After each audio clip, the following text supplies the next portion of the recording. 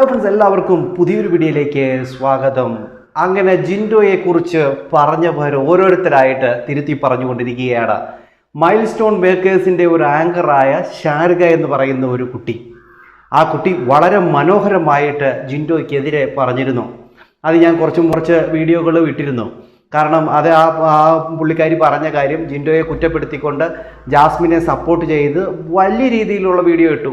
അതോടൊപ്പം തന്നെ ആ ഒരു ചാനലിലെ ആങ്കറായ റോഷൻ എന്ന് പറയുന്ന ആളോടൊപ്പം കൂടിക്കൊണ്ട് ജാസ്മിനും ജിൻഡോയും തമ്മിലുള്ള ഒരു സംവാദം എന്ന നിലയിൽ ജാസ്മിനെ സപ്പോർട്ട് ചെയ്ത് വളരെ മനോഹരമായിട്ട് സംസാരിച്ച ഒരാളാണ് ഈ പറയുന്ന അവതാരിക. ഇപ്പോഴിതാ ജിൻഡോയുടെ ഒരു ഇൻ്റർവ്യൂവിൻ്റെ ഇടയിൽ ഈ അവതാരിക വന്ന് ഇപ്പോൾ പറയുകയാണ്. പല കാര്യങ്ങളും പറയുന്നത് കേട്ട് കഴിഞ്ഞാൽ നമുക്ക് മനസ്സിലാവും, ജാസ്മിനെ സപ്പോർട്ട് ചെയ്തുകൊണ്ടിരുന്ന അല്ലെങ്കിൽ ജാസ്മിനെ സപ്പോർട്ട് ചെയ്ത് നല്ല രീതിയിൽ വർത്തമാനം പറഞ്ഞിരുന്ന വ്യക്തി പോലും ഇപ്പോൾ ജിൻഡോയ്ക്ക് സപ്പോർട്ട് ചെയ്തുകൊണ്ട് പറയുന്ന ഈ ഒരു വാക്ക് കേട്ട് കഴിഞ്ഞാൽ നമുക്ക് മനസ്സിലാവും ആ ജിൻഡോയുടെ ക്വാളിറ്റി എത്രമാത്രമുണ്ട്, ജിൻഡോയുടെ ആ ഒരു വ്യക്തിത്വം എത്രമാത്രമുണ്ട് എന്ന് നമുക്ക് കൃത്യമായിട്ട് മനസ്സിലാവും.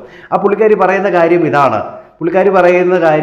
പൂച്ചയെ പോലെ വന്നയാൾ ചീറ്റപ്പുലി ആയത് എനിക്ക് വളരെയധികം ഇഷ്ടമായി. ഞങ്ങൾ അതാണ് കണ്ടത്. ഞാൻ വല്ലാണ്ട് നിങ്ങളുടെ ഫാനായി മാറി എന്ന രീതിയിലാണ് അവിടെ പുള്ളിക്കാരി പറയുന്നത്.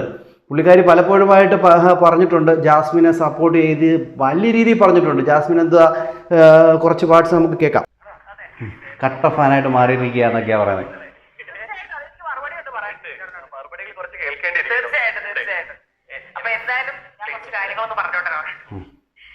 അതായത് എന്തായാലും പൂച്ചക്കുട്ടിയായിട്ട് വന്നൊരു പുലി, അത് ചീറ്റപ്പുലിയായിട്ട് മാറിയ ഒരു വ്യക്തി ഞങ്ങളുടെയൊക്കെ ഇൻസ്പിറേഷൻ ആണ്.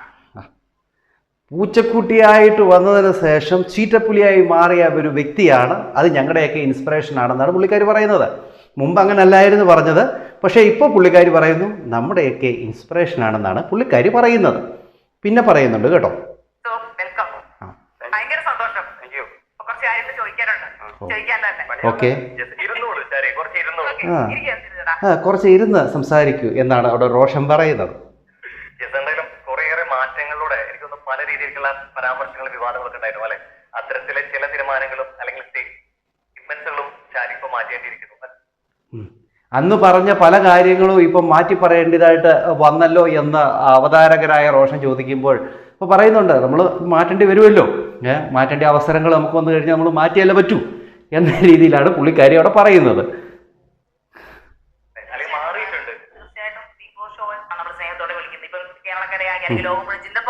ആഗ്രഹിക്കുന്ന വിന്നറാണ് നമ്മൾ ഉപയോഗിക്കുന്നത്. അപ്പൊ അദ്ദേഹം ഒറ്റയ്ക്ക് വഴിവെട്ടി വന്ന ഒരാളാണ് നമ്മൾ തീർച്ചയായിട്ടും. അല്ലെങ്കിൽ ഞാൻ എന്റെ പേഴ്സണൽ ഫേവറേറ്റ്സ് പലയിടത്തും പലരും ഉണ്ടായിരുന്നു. തീർച്ചയായിട്ടും നമ്മള് വിജയികൾ പല പേഴ്സണലായിട്ട് ഇഷ്ടമുള്ളവരും ഉണ്ടായിരുന്നു. എങ്കിൽ പോലും ഒറ്റയ്ക്ക് വഴിവെട്ടി വന്നവൻ എന്ന നിലയിൽ ജിൻഡോയെ ഞാൻ അംഗീകരിക്കുന്നു എന്നാണ് പുള്ളിക്കാരി പറയുന്നത്. അതോടൊപ്പം തന്നെ പുള്ളിക്കാരി പറയുന്ന കാര്യം ഇതാണ്, വിന്നറായി കഴിഞ്ഞാൽ വിന്നറിനെ നമ്മൾ അംഗീകരിക്കണമല്ലോ എന്ന രീതിയിലാണ് പുള്ളി പറഞ്ഞത്. എന്നാൽ പുള്ളിക്കാരി ഇതിനു മുമ്പ് പുള്ളിക്കാരി പറഞ്ഞത് PR കൊണ്ടാണ് ജിൻഡോ വിജയിച്ചത് എന്ന് പറഞ്ഞൊരു പുള്ളിക്കാരി കൂടിയാണ്.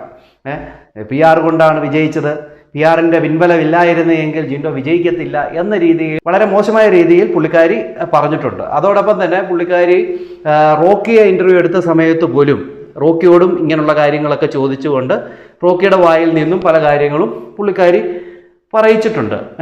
മോശമായ രീതിയിൽ തന്നെ, അത് ജിൻഡോയ്ക്കെതിരെ PR കൊണ്ടാണ് വിജയിച്ചത്, ഇതുപോലെ മോശം ഒരു കണ്ടസ്റ്റൻ്റ് ആയിരുന്നു ജിൻഡോ എന്ന രീതിയിൽ തന്നെ പറയിച്ചു.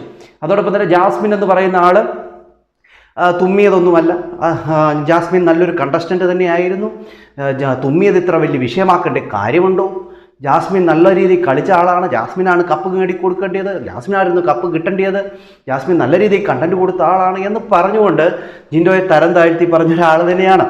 നമ്മുടെ വീഡിയോകളിൽ മുമ്പ് ഈ പുള്ളിക്കാരി പറഞ്ഞ കാര്യത്തെക്കുറിച്ച് ഞാൻ വീഡിയോ ഇട്ടിട്ടുണ്ട്. ഇപ്പോൾ ഇതാ പുള്ളിക്കാരി ജിൻഡോ വന്ന ഒരു ഇൻ്റർവ്യൂവിൽ ഇപ്പോൾ ജിൻഡോയെ സപ്പോർട്ട് ചെയ്തുകൊണ്ട് പറയുകയാണ്. എങ്ങനെ ഉണ്ട് കാലം പോയ ഓക്കേ.